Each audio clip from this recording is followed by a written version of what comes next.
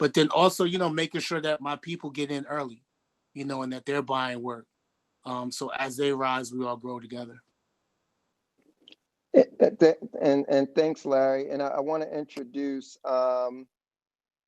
good friend Arthur Lewis, who's the director over at UTA Fine Arts Space in LA. And Arthur probably has one of the best art collections that I've seen, and just impeccable taste when it comes to picking pieces, but also some of the best relationships with artists as well. Arthur, can you talk a little bit about how you started collecting and your journey to becoming creative director over at UTA Fine Art Space? Sure. Hi, everyone. Hope you're having a good evening wherever you are. And hello to so many friends. It's great seeing you guys through this and seeing your faces at least. I'm originally from New Orleans. Grew up with art in the house and on the walls, and New Orleans is such a beautifully culturally rich city. I feel fortunate in that regard all the time. And just fell in love with artists. I don't know of another way of saying it, and just following their journey and being part of their story. So if it were as simple as being another, doorway for them to use to get to some other place by me supporting their practice and buying art, that's something that definitely took place. I will say with great shame, it has moved to a place where I'm not even sure where all the works are at this stage. Just because there's so many people that I've been on this journey with and watching. And it's rather extraordinary to see so many careers flourish. So I got started like most collectors do. Just, went to a show, had someone take me under their wing, Dr. Joy Simmons, and say, young man, you're doing this the wrong way. Let me introduce you to some people. I met one or two artists, and then the next thing I knew, I was in really deep. So, buying and supporting artists from museum shows, buying from them directly. And it started with a really simple philosophy. It was an idea of just having everything in three. It's such a beautiful divine number that the goal was just to have three works from every artist that we'd ever collected. And it started to generate something that was really rather significant that I'm rather proud of. And it's that so many of these artists' careers have now just turned into megastars. And that's not anything that I ever signed up for. And that's certainly not why I started supporting the artists. So, the fact that, Amy Sherald, who painted Michelle Obama's portrait, and I'm sitting there watching her present this painting, and 2 short years before, she was just finishing a waitressing job in Baltimore, Maryland, and I was buying her work from this gallery in Baltimore. So there's so many stories like that. But the thing I'm most proud of, and Troy, I thank you so much for your compliment, is that my collection is unapologetically Black. And it is something I am incredibly proud of, that all of these voices have found a platform to express themselves, from abstract art to columns from Lauren Halsey, to beautiful Black rainbows from Von Span, and having a number of those people now turn into art world superstars is something that is a pleasure. So I basically got the job at UTA because the CEO heard of me. I didn't even know that was a thing, that you could hear of someone who wasn't in that field. It's not anything I did professionally. And he's like, I have this art program. Would you be interested in doing it? And I said, yeah, let's talk. And we talked, and I fell in love with Jeremy Zimmer. And I've been there now 1.5 years. And it's the best job I've ever had before, because I get to spend my days talking about art and artists, and helping to nourish and make introductions and introduce them to new collectors, and basically really make sure that we do things right.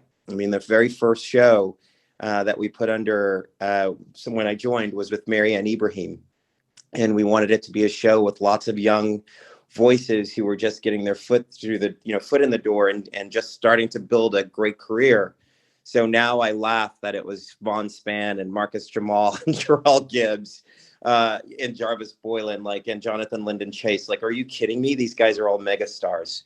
So it's been quite a journey. I'm really excited about my time and tenure at UTA, and there's lots of cool stuff that we've got coming in the pike. But the thing I like more than anything else is being connected to artists and being connected to this community. Hey Arthur, I can ask you one question. This Meek. I wanted to ask, what actually, like, you know, me for myself, I love art. I used to draw as a kid, and I always liked art coming up, but I never understood, like, if I can ask at a preschool level, what makes art valuable? Like, what makes an art collection valuable? Like, say if I seen an artist, I met an artist that I really liked, that I really thought was good. What should I do if I had money to spend? If I had 25,000 to spend or 10,000 to spend, how does it work? And what makes a artist valuable and credible? Like, kind of like at a lower level, because we know, like, when we throw these rooms, we have people listening that never joined the art world or never got a chance to get educated on the art world. Like me, myself, I don't know too much about it. And sometimes my friends, they try to get me to buy and invest money into art. But the only thing that scares me is that I'm not educated about it. Oh, Meek, that's such a great question, man. What I would tell you is start where it feels natural. And what I mean by that is I didn't really start doing this as an investment strategy. Yet I will tell you, and I'm sure Troy can back me up, it is literally the smartest investment I've ever made in my entire life. And more than anything else, I was really able to place not a bet, but it was almost a guarantee on our community. One of the things that frustrates me more than anything else in art conversations around the world for a while were that these were trends. Like, Black art was a trend. I'm like, when did Black people become a trend? Like, what the hell does that even mean? And now I'm seeing all of these published reports from these auction houses that the momentum that has started in this vein is now just exploding and is just getting started. So I also now know, Meek, this is a business and it's an enterprise. So you have the power to help create stars. One of the things I love about Larry so much and his engagement is that, he will introduce an artist and say, hey, have you seen this? And by, 5 people later, 7 collectors have now purchased this artist's work. A gallery hears about, hey, so-and-so bought this, so-and-so bought this, so-and-so bought this. And now I actually love that people sort of use me to make stars of Black artists. Like, bring it on. I feel like if anyone in our community wins, we all win. And it's an extraordinary thing. So you don't have to spend a lot of money. The first pieces I purchased were hundreds of dollars, and I can tell you that they're worth so much more than that. But there is a great personal pride in supporting in your community and really championing these young artists. And it's a really simple philosophy: buy what you love. Buy what you love, and I would say buy a little deep and make sure you're supporting that artist through the journey. So I have a question for the stage. Wait, I got a question too. Go ahead, Tiffany. Well, I'm an artist, and I've been doing these paintings for, I would say, like 7 years now. I've been painting, and I was in complete shock when I had put one of my paintings up in the auction, and somebody paid $16,000 for one of my paintings that cost me $25 to make. And so I just want to know if anybody want to buy one of my paintings. That's amazing. Oh, You the shit, Tiffany. The people gonna pay for your art. send us a PDF. Put it on the gram, Tiff. PTR in a minute. Hold up. I'm about to PTR. PTR your painting too. Yeah. While she posts that up, I have a question for the stage. Hey, I just got a text message of someone saying they'll buy your painting, Tiffany. Bet. Auction starts at $10,000. $10,000. Tiffany, no, we got to get you some representation. If you sold at 16, you got to sell higher. So we got to talk. Okay. You got to sell higher. I'm represented at UTA, so come on, brother, get it together. You live around the corner from me, so I know where you are. Okay, well, come on through. Come look at what I did. And if Arthur buys one, then they already went up to 50. So Arthur, one thing that's one step closer to me opening up this grocery store. Come on through, Arthur. I need to open up this grocery store at the Crenshaw Mall. I'm trying to open up a grocery store. Malton Square, Diaspora Groceries. Let's go. Let's go. Let's go. So Arthur, one of the things like that you just touched on from Meek's question is, because I get asked this a lot, and actually literally today I was on text with a friend of mine who was looking to buy a piece from an artist, and I was asking him the price range he was looking at, and I said, you know what, it sounds pretty expensive for that particular artist. Here's a few other artists within that price range where that are probably gonna be superstars. And so like when, I know it's definitely buy what you like, but what I find a lot of times is that people will buy like randomly as well without doing like homework on an artist. How do you sort of pick like who? Like, is there circles that you go in? Are there certain galleries that you go to, other collectors? Can you elaborate a little bit more on it? And then Sure. real quick, Troy. I also want to, while just in terms of the curation, I also want to include Sunny into the conversation as well, because we have two curators in the room, Arthur and Sunny. So, Sunny, you just want to introduce yourself really quickly, and then let's both tackle the question. Yeah, thanks, Chris. I'm so happy to see Larry in here because, like Chris mentioned, I am a specialist. So I buy and sell art and all things design, so architecture. But I'm born and raised in San Francisco and go back and forth between San Francisco and New York.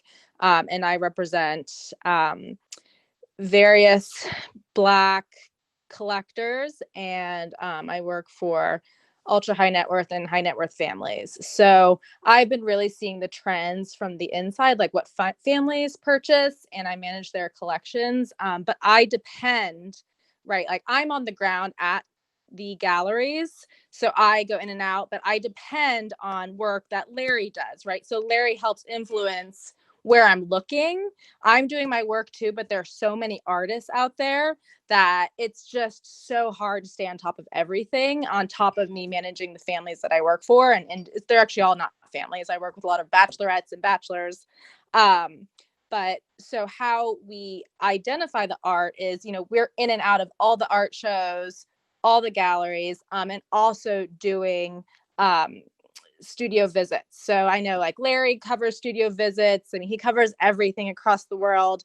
So it's, we really divide and conquer, but we really need the curation at these galleries and in these cities across the world. So I kind of have my go-to people that I look at, in addition to following all the trends, reading, going to the MFA studios, looking at the grad students, but also there's artists that are not trained. And so finding them is just as fun as finding a trained artist. PTR. I have a question. So I have two questions. One question is, it kind of piggybacks off of Troy's question. When you're talking about like the appraisal process, and just for everybody in the audience, appraisal is basically what is the value, what is the market value for the art. So like even how Troy was saying, I don't think you should spend this much on that particular artist. How does appraisals and valuations work within the art world? Like how do you determine how much someone costs? Like this painting that I just posted right now, that's something that I did on my first day with Carmen. So that's $25,000. Tiffany, that's better. That's better. Oh, that's what's up. And that's fire too, Tiff.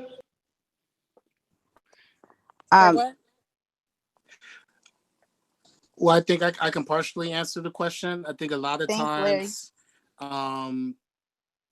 well, I'll answer your question, but then I wanted to piggyback Meek's question. So I think in terms of like determining what to buy, for me, as someone who didn't go to school for art, I think the best thing you can do is train your eye.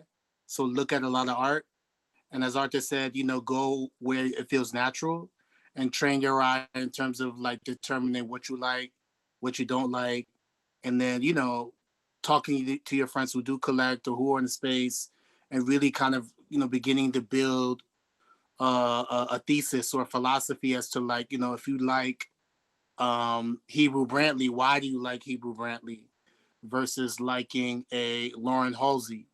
And then the more you train your eye, then it's just like you can identify what you really want. And then, through doing research, then begin to kind of find artworks that work for you, work for your budget, and things that you really want to support. The other thing that you can do, and I didn't even think about this, but Charles Moore wrote a book on collecting and getting art books, collecting What's that books. book called? What's that book called? Yeah, what's the name? I got to look it up. Give me a second. I'll It's look it called up. The Art Market. Is that what it is? Yeah. Yeah. Hold on. No, the black market. Sorry. I The think it's called black the Black market? Market. Yeah. So Charles Moore published this book, self-published, The Black Market: A Guide to Art Collecting.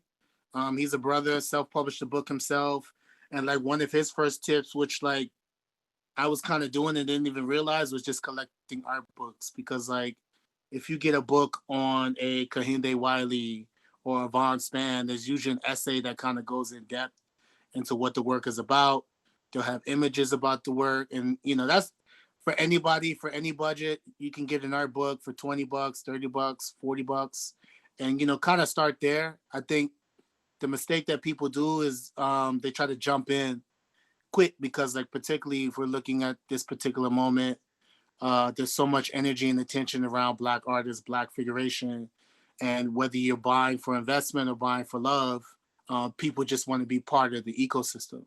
And I think the mistake that you make is that you'll have someone like Troy and I were talking about, an artist, and I think that artist is overpriced, because when you begin to do the research, I'm looking at, okay, what exhibitions did they do, what key collections are they in, because sometimes people will throw these arbitrary numbers out there, and they might have buzz in the street, but what have they tangibly done, and so I think doing your due PTR, diligence. So PTR.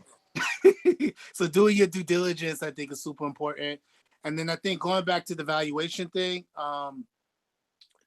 it's good to have an appraiser who can help you figure that out. But I mean, you could also just kind of do your own research and look at comps. So like, if the artist is sold at auction, those auction records are probably they're normally public. If an RC got them artist, for free. excuse me, I said RC has them for free. yeah, Go check them out. Everett. I mean, Artsy is a great tool. I mean, there's artists, like I remember 2 years ago, just kind of just searching on Artsy, and there was a Sam Gilliam piece for like $4,000, which like if anybody who knows Sam Gilliam, that's just like, that just doesn't happen. It's like, because his work is going for six figures. So anytime you can find a jewel like that, you scoop it up. I brought some great pieces from Artsy. Like Yeah. really great pieces from Artsy. Yeah.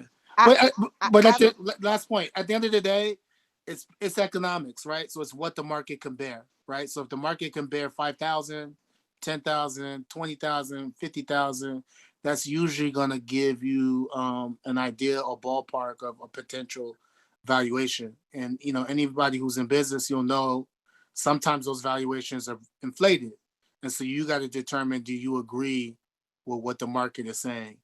So I have a follow-up question to that. So when you say like comps in art, right? Yeah. So like, for instance, if we're talking about music, we could look at hip hop artists and be like, okay, Meek and Savage are comparable to each other because of the type of music that they make. So in art, how do we do that? I mean, it's pretty much a similar exercise, right? So you look at, okay, these two artists are figurative artists, looking at age, did one of them go to school, both of them go to school, how many exhibitions have they done, what gallery do they show with, so it's just kind of doing your due diligence and just kind of doing an A/B test.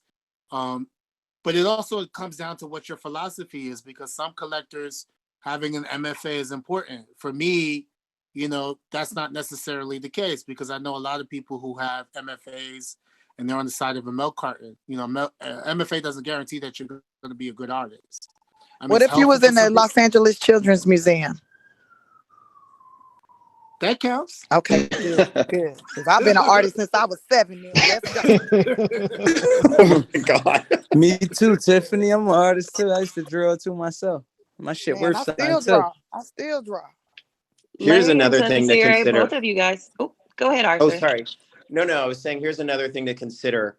I would make sure that if you're just getting into this, buy from an artist, buy from someone that this is their dedicated practice, that this is the thing that they do.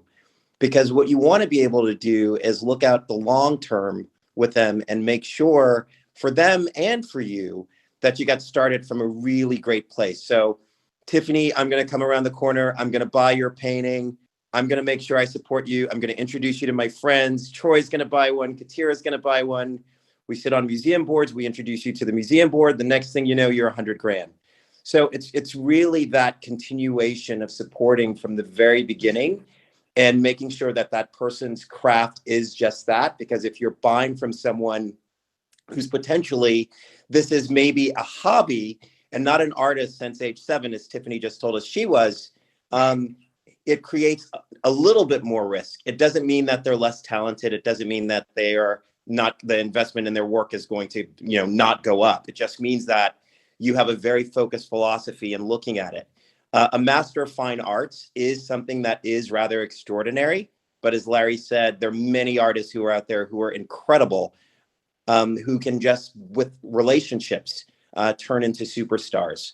So I would make sure that you do your homework. Everett, I mean, man, this has got to be so good for you. But Artsy is literally one of the best platforms in order to do this, because you can just do lots of researching, type in different things to see different types of art. And believe it or not, I have artists who hit me up on Twitter, and because I'm terrified of Instagram, and reach out to me. And I'm actually giving one of these artists a show at UTA. So you never know where great work's going to come from. So Arthur, just did keep you, your eyes did open, you everyone. help me Thanks, get one of Arthur. Phyllis Diller's paintings? I'm trying to get a hold of Phyllis Diller's paintings. Hey, I just have a quick question for the room, real quick, before we jump into that. Basically, this PJ Kev actually talking. So basically, I just wanted to know, how about if you actually have the money to buy an art, to buy a piece, but basically it's not available because someone either like share a story, Arthur, Larry, anyone that wants to share a story that you basically had the money to buy a piece, but it wasn't available anymore. How do you actually like find that art piece? This is when you use the phone a friend card. It's probably one of the most common things that takes place, in that people see an artist that becomes hot, and the next thing you can't get it. The joy of having a network of art collecting friends is that someone is usually connected to that artist. Larry's always one of the first people I call. Like, Larry, do you know X? Or I will send him a screenshot of something. And then there are times where, bounce things off Katira. What I love about her is she will like say, hey, have you seen this? And the next thing you know, we're all in sort of cahoots together buying things. So creating that art network, I think, is something that's really vital and helpful in that regard. Yeah, Yeah, there's but one. But Hold can on. anyone help me get a Phyllis Diller painting? Because she used to paint all the time, and she's one of my comedy favorites. So I have a question for the room. we'll track In, it down. in terms of Yeah, backings, right? When it comes to certain galleries, what makes one gallery more credible than another gallery? And positioning an artist to become in that gallery, how do you decide where you want to put your art in that particular? That's a great question, but also honestly, I really want to answer PJ Cav's question really quick because, bro, I had to get it out the mud. I feel like, having like art industry connects, that's a place of privilege. Most of us don't have that. You know what I mean? Like, I didn't even meet someone like Arthur Lewis and Larry until I was kind of in the game already and already fucked up and made a lot of mistakes. And so when you're talking about getting access, at the end of the day, I hustle, man. I didn't even know how all of that worked. I remember seeing this artist, Lena Iris Victor, on Instagram. And then, I hit her up and she was like, I don't have work. You're gonna have to hit up my gallery. And I couldn't even understand, like, why can't you sell me work? I got money, you can't sell me work. And so I had to learn the entire process of how all this stuff happened. And it's crazy because I actually ended up looking her up and I found her gallery on Artsy, and her gallery happened to be Marianne Ibrahim Gallery, which is a Black owned gallery. And I connected with Marianne Ibrahim and she started showing me the ropes. But before that, man, like, I was really just seeing artists on Instagram or places that I went, and if it was artists, I just did whatever I had to kind of get that connection. But then you hit this ceiling and this wall where I don't care how much money you have, whatever. Like if the works aren't available, they're not available. And someone asked earlier, what makes art valuable? And it's really simple supply and demand. And when you see these crazy auction prices, there's nothing like rich people that can't have what the fuck they want. Like that drives them crazy. When you see auction prices, it's because there's literally an artist makes X amount of works and there's thousands of people that want those works. You know what I mean? So, you know, at the end of the day, it's really all simple supply and demand for, you know, what these works are, how much these works are valuable. But to get back to your question, Kev, like, you know, for me, it's like Arthur said, it's like reaching out to people and just learning. You're gonna make a lot of mistakes. I see a lot of people buying works where, you know, you could spend 10,000 on something that's not ever going to be worth something, or an artist that's not really committed to actually continuing their career. And you could put 10,000 into, you know, a Mwako Bofo 2 years ago, and now he's auctioning for $1 million plus. So you just got to really be careful in that sense. But the advice that I would give to anybody in this game that is genuinely wants to get to artists that they don't have access to is really building relationships, asking questions, learning, man, because it's a very frustrating situation. And I remember walking into galleries and I had the money at the time and people wouldn't give me any play. So Kev, I got you. Reach out to people here. Like it's really like important to lean on people. And to Carver's question about the galleries. Really quick, Everett. Go ahead. I'm sorry. Before you do Carver's question for the gallery, you said something that I would think that the audience would probably want to know. What is a gallery to an artist? So like how you said you went to the artist and the artist can't sell you because they're like, you got to go to my gallery. What is a gallery's role to an artist? Yeah, so a gallery is really the business side to an artist, where the gallery allows an artist to focus on what they're, you know, good at, which is art. You know, I'm sure like a lot of creatives or people that have dealt with like some artists, sometimes artists, they don't know what to do or how to get their work out there or how to price their work and do a lot of these things. And galleries become that business support system for artists to sell their work. They're that liaison on the business side to sell their work. And with that being said, it's like usually not for all artist gallery relationships, but it's usually a 50-50 so split. Would you, so if you buy, go ahead, Kristen. Sorry, just for clarification, would you say that a gallery is like a label to an artist? Like a record label to an artist? That's a good question. I mean, it's very similar, but less shitty deals, honestly. Yeah. Well, I think the deals are more shitty for fine artists oh, you think so? than music artists. They take 50%. Yeah. I mean, that's a good pivot. So how do galleries make money off of the artists that they show inside their gallery? I'm a gallerist, so I'd be happy to answer that question. Hey guys, thanks for having me. My name's Todd. I have a gallery here in New York City and Chelsea. Larry, what's up? Everett, what's up? Kev, hey guys, thanks for having me. Anyway, so like the way the relationship works from like between the gallery and the artist, it's very interesting, right? So both people have their jobs. Obviously, the artist's job is to create the work. The gallery's job, though, is to really promote the work in a positive manner and place the work. And the term place means sell the work, which can then go into Kev's question, to the right people. And what does that mean? That means if I represent you, my objective is to get you in the MoMA, to get you in the Whitney Museum, to help build your prices organically, to kind of prevent you from going down the wrong path of having the wrong collectors collect you. You know, that is like kind of like the initial model that's built. The gallery obviously pays for the space. The artist provides the work. It's an interesting dynamic that it's a 50-50 split, though. And how does the curator's dynamic play into that?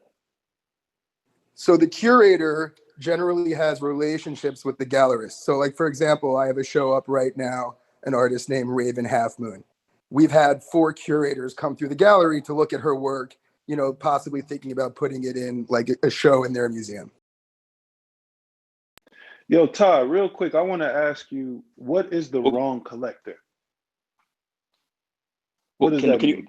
Can you Oh, introduce yourself as well I'm too? Really sorry. good, Because really good My question. bad. you were a heavy hitter on the stage, and people need to know who you were. My bad, y'all. My name is Kendall. I work with an artist named Hebrew Brantley. Um, so I kind of work with him closely, but that's my deal. But I heard Todd, and I wanted to ask specifically about when he said the wrong collector, because I think that's what is intimidating for a lot of people to get started. So I just wanted to know what that meant. Yeah, thanks for letting me clarify that. So the wrong collector would be Everett kind of mentioned sometimes that auction prices can go crazy for an artist, right? Because certain people want to own the work and there's a finite supply. So what happens is, let's just say an artist sells its work and the primary price of the work is 25,000 or 50,000. But at auction, the same painting is selling for $500,000. That incentivizes, when I say like wrong, people who are coming in specifically just to like flip. Like in any other market, they're called flippers. So to gain access to buy the work so they can put it at auction and walk away with the profit. Whereas someone like Arthur may really want to have the work for his collection, or someone like Everett may really want to have the work for his collection. He could be competing against some bullshit artist who's only in the game just to profit. Copy. So Appreciate that. what would make an artist put it in a gallery versus doing their own exhibition? Unfortunately, at the moment in the world that we live right now, I actually believe that the art world is changing and artists are gaining more agency where they're starting to gain independence and having much more power, which is nice to see. I think that galleries validate artists. I will say, like Kendall, you've done a fantastic job because Hebrew Brantley kind of bootstrapped and grassrooted his way to being really like a top artist. So like, hats off to you. Word. Thanks a I lot, bro. have I have Hold, a hold question. on. like flip? One second. We have also Katira in the room. She's a collector. Her and her husband in LA. I just wanted her to just introduce herself real quick before we go into any other questions. Thank you, Larry. I'm still kind of blown away that you have me in this room because it doesn't feel like I deserve to be in this room, given that Arthur Lewis here alone. Oh, Troy please. Come on, Katira. Please. But I'll start. I started collecting I was 18 years old, and what I could afford was $50 prints. And art was therapy for me. It was very therapeutic because I didn't speak the language because I came here from another country. So it was a form of being able to express myself without actually using words. So that was how I initially fell into art. But of course, I was in the food industry and, that doesn't pay you shit. So I can't afford any of these things. So I just started buying what I loved. And then around 25, I met my husband, who was my boyfriend at the time. And I figured, oh shit, this dude has money. I could make him buy the art that I like. But I tried for 2 years and he was just not in it.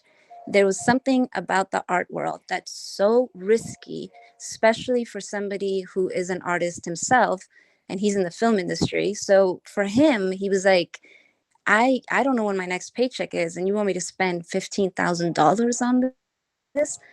So he just kept saying no.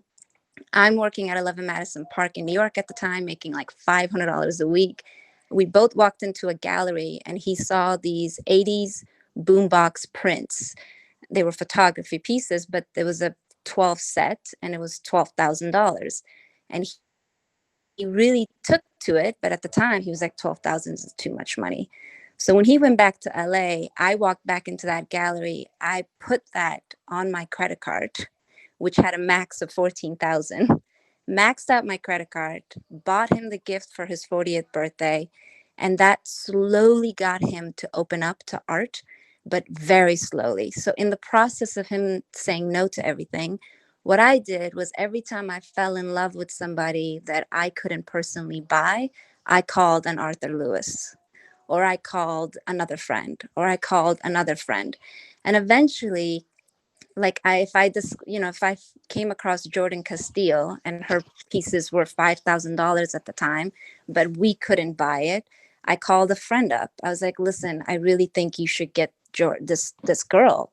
She's young and I think she has the potential of being really big. Because selfishly, I just wanted to be able to live with the art, even if it meant it was in somebody else's house. I just wanted to go visit it because that's how much I loved it. So after doing a Jordan Castile and after calling another friend to be like, listen, there's this kid named Vaughn. He is doing these incredible rainbow pieces. I think you should get it. And then I called someone else up. I'm like, oh my God, there's this guy named Derek Forger. You have to buy him. Meanwhile, I don't have any works that are to that level. But those friends, because they were so grateful that I did that, they let me live with the work for like a year or two. And once those works came into my house, it did something emotionally to my husband, because now he's living with these pieces. He's looking at them every single day, and his mood changed. Then he started experiencing an emotional connection with them. And then our kids started seeing themselves up on our walls. So then he was ready, but he was ready only at that range of maybe below $5,000. So then I did what I do best, which is find people that are below $5,000. And if I found the Amoako 4 years ago that was selling pieces for $1,500, $2,000, I would buy a piece for myself. But because in nature, I'm somebody who wants to just yell on top of a mountain when I fall in love with something, I would host dinners because I'm a cook. That's my first love. And I would host these dinners at my home, and I would introduce Amoako to my circle of friends. And those circle of friends would get a chance to get to know him, and they would buy a piece. And I trust those friends. I know that now those friends are going to go tell so-and-so, oh my God, I met this guy named Amoako at Katir's house for dinner. I really like him. You should look into it. And next thing you know, that person's buying Amoako and that person's buying Amoako. And now the piece I have holds more value because an Arthur Lewis has it, or because a Troy Carter I mean, not that I know Troy, but I'm just saying an example. No, you're So not being biased. So I started hosting these dinners, and I hosted dinners like every 2 months. And they were all like, it was a single mother who was an art student. It was a guy from Nigeria. It was a, kid from Oakland, because I'm originally from the Bay. So I really focused on, what do I love? What do I want on my walls? Who do I want to support? And my circle, like everybody has been saying, John Gray, I don't know if he's up here, but he and I, when it comes to bouncing off ideas, he's my go-to person. Like Larry is to me, Arthur is, and I know Sherman's listening to this too, who's an incredible collector. But once you start hosting dinners, once you start going to shows, once you start collecting, your circle becomes bigger and bigger. And now you're in the room where things are happening, and you're not just like buying blindly. You're having like a conversation with people. And because I'm doing dinners, and because this artist who no one bought their pieces before, now because of this dinner, 10, 15 people have bought it, that artist has become family to me now. So now they're coming over to my house and playing with my kids. I'm flying to wherever they live just to go visit them. So now I can never flip that work. I mean, don't get me wrong. If shit hits the fan, I will flip the work 10 years later, 5 years later. But in the meantime, I'm not flipping, because these artists have become family to me. So now you've built trust. I just think you need to, what everybody's been echoing in here, you need to get what you love, and you need to get what won't hurt your wallet. Because God forbid, if nothing happens to that artist 10 years from now, who gives a fuck? Because now you still love this piece. It still lives in your wall, and it doesn't matter how much it gained. But the bonus is, if God works its way for everybody, that artist does become somebody really big. And sadly, like Arthur said, the art space has changed a lot. So the way I used to collect, a lot of these artists that were young, they were so happy for me to buy a piece. But now, some other people have decided that there's value in this as well. And those people have a lot more money than I do, and a lot more generational wealth. So they are walking in and scooping them up. And it's not as easy as it used to be. And although I'm so happy in one form, I'm also a little terrified for how people are handling these young artists' careers. Ooh, can we talk That's about such that a a little beautiful. bit more? Well, before she deep dives in it, I really wanted to ask a question, just in terms of like when it comes to the backings of these people, right? Like, how important is it for them to be backed? Because I know you spoke a little bit about like the collectiveness of in terms of like making sure the artist has the awareness and making sure they have the support. That cosign is super important. But how important is it for that artist to also have a backing? Yeah. And And then Carver, can also, I answer your question? Sorry, I just want to add to Carver's question really quickly because I think one of the things that I've heard several people say on the call tonight is if I had this person 2 years ago, or this person 4 years ago, or bought this particular artist 3 years ago, it'd be nice to kind of flip the conversation even just for a couple of minutes to the artist side that's working from the ground up, from the bottom. What does that look like to be a person a few years off from being great? How do well, they get themselves seen and get that connection that we keep talking about with the curators and the collectors here?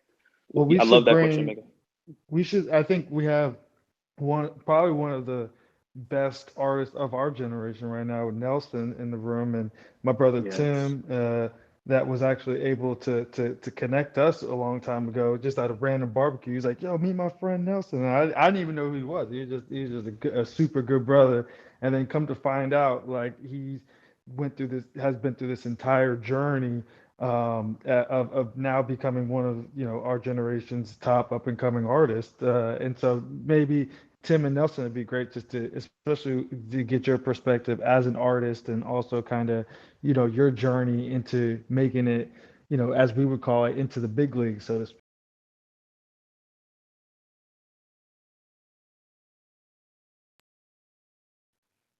Nelson? I'm not sure Nelson is there, but I'm going to defer to the Troys and the Arthurs and Katiras because literally that's He's how here. He just I hopped get. in. He's in. Oh, there Tim, you go. There you go. Tim, Go ahead. Tim, you've been Okay. building a collection, so don't get shy over there. He's being humble over there. He's That's No, being real. no, no. humble right now.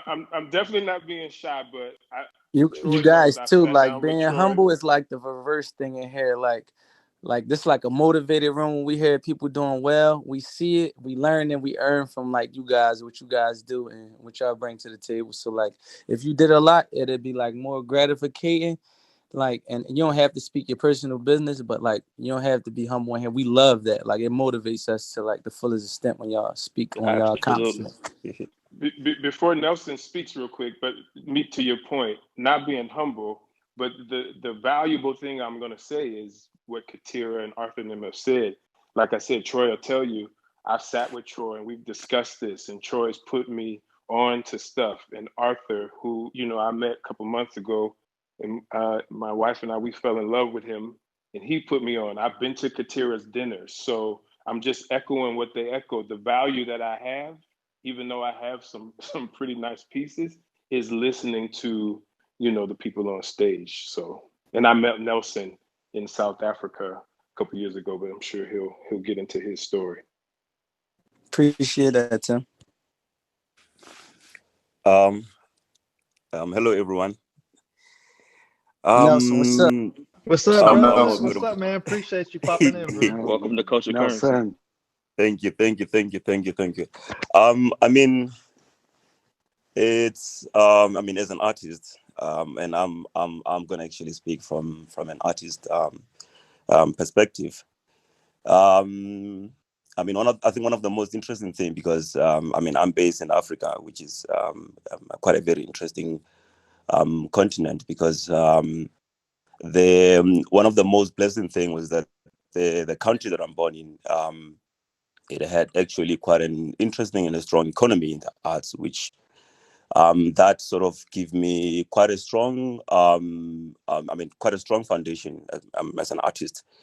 But I think one of the most, especially as a self-taught artist, is that one of the most interesting that you always find, and this is something that has made me not to really even want to associate myself with galleries was that um, in most cases when you create art, you create art because of you get inspired by your surrounding. But then um, every industry has a culture, and then when you get in as an artist, one of the most interesting things that you find that are quite challenging is how your growth is actually evaluated by that industry with rules that sometimes they are not actually inspiring. It's like I mean, from most people that I had when they mentioned in conversation is that what define and make a great artist is that an artist has to be either associated with a certain gallery, or if that artist doesn't actually show with a museum, then that artist's work won't actually or won't actually be valued or be recognized or be respected as well. So I'm one of the few artists that my journey was not defined by a gallerist or a museum. Is that um, my growth was mainly inspired by the people around me. Is that along my growth, one of the most important things that I found that has been inspiring for me as an artist was you find that people around you are growing you because they get to speak about your work from an honest perspective without them actually being biased. Because I think in most cases, and that's one thing that I think over the years and is how an artist will actually have a relationship with the people around them that connect with this work. Um, when the gallery that I wanted to work with didn't recognize my work, and I started challenging myself as an artist to say, how do I grow and groom myself to be an artist, and also to get to a position where I look at what I do and I call myself a professional artist. So I started doing residencies, and which residencies started opening up to me doing art first, and and that was not the only thing. I think one of the most powerful thing that I thought it was also revolutionary for me as an artist was having to have an Instagram account, which I think a lot of time, especially within the art world, they didn't really approve of it because it was like almost an artist is actually overexposing themselves as well. And I think one of the most powerful thing I found about that was that when you start also sharing your work, you start allowing people to experience your work fairly, because not everyone has access to go to galleries. Not everyone has access to go to museums. And I think I found that one of the most powerful thing was to have a tool like Instagram to give anyone access to art. Because I think also another thing that we also and especially this I found it a lot in the art is that it is also a snobbish way of not allowing people to fully enjoy art. The one thing that I always used to find was that often people will say your people don't buy art, but what really inspire you to create work is your people. And I think also that for me as an artist, it was one of the things that I also had to ask myself that um, if I'm really inspired by my surroundings and everything that I do is motivated by my surroundings, and how come if I'm speaking that language fluently, it doesn't really connect with my surroundings? And I think that I found that it was easy when you have something like Facebook, when you have something like Twitter, when you have something like Instagram, where you just sort of share work with wider audience, and then there's no restriction, there's no you can speak the language. And you find that that was one of the things that for me it has sort of allowed me to even see the power of how my work can even reach out to people. um, and I think there was one of the things that has also made me and my work to actually get to places that I've never thought that my work was going to be able to reach as well. And I mean, just also to add on that, I mean, I met people like my brother Tim because of my work and because of the revolution of actually internet as well. So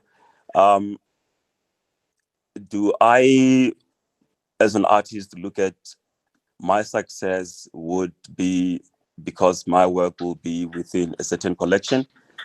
What would actually be something that would make me as an artist to feel that I've grown into what I'm doing? It's, I think I've truly appreciated the fact that I've learned that a work of art, more than anything else, it's also a tool that can also help us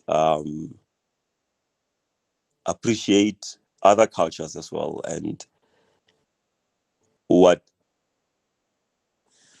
has always been, I think, and the drive for me is the fact that my work has introduced me to many different people. My work has taught me to look at racism differently, because it's not only one race that appreciate my work, but multiple nations that actually appreciate. My work has taught me the power that art is an honest politic that can help us look at things differently. But I think far more beyond everything is I've learned that as an artist, that the success is when you are able to create work that can reach and educate other people without them having to have or learn or know the language of art. So I've been an artist my whole entire life. Has my journey been different from others? It has been blessing that people were able to inspire me to work more and to improve without really having to measure myself or having to say that I want to be in this museum to consider myself as a better artist. So it has made me look at the artwork completely differently, and I think it's actually one of the things that till this day, when I look back, I mean, about 2 years ago or about a year ago, my work was on the time. To wake up and to find that without having to be represented by either a major gallerist, but by being independently artist, that my journey was not defined by anything but by the love that people have actually followed me as well. That today I don't actually see anything, but I feel that honestly, it's truly a blessing to be an artist of color today, because my journey was not defined by anything else, but was defined by a generation of people of more or less the same age as me, who truly look at what I did and they believe that I contributed a different voice. So I think it's in a simple term, I always say that it's the love, I think, of culture, of the things that we do around us, that Yep. more No, than I love anything else, that. that inspire a lot of artists to do what they do.